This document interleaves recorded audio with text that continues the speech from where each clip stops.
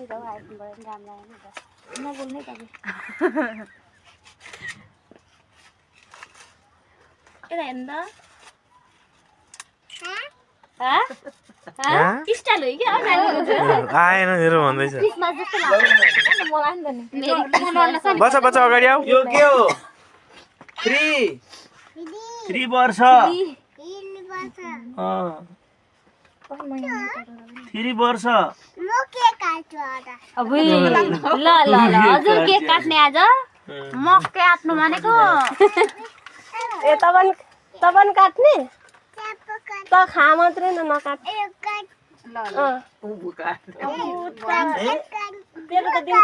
अब यो बत्ती बाल्ने हैन अनि यो पनि सँगसँगै बाल्ने अनि ह्यापी बर्थडे टु यु सँगै भन्ने तिमी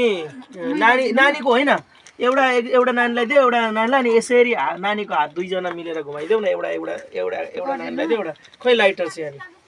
यहाँ लाइटरले बाल्दिनु न त नि एकचोटि यताबाट बाल्नु भएको थिएन तपाईँको बर्थडेमा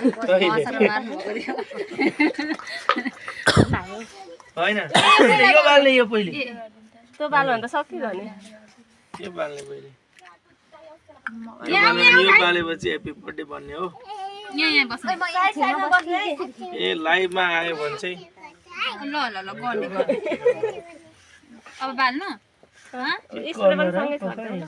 स्प्रे कसले बोकेको छ ल दामी हान है सबैतिर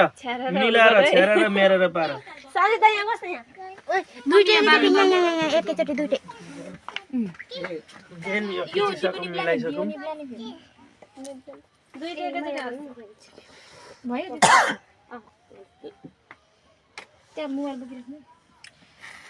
Happy birthday to you. Happy birthday to you. Happy birthday to you. May God bless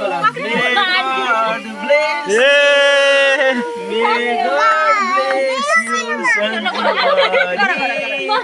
Happy birthday to you. यो त पहिला अब ठुली भयो नि त उता केक चाहिँ काट्ने अरे सिधै अब पखन त यहाँ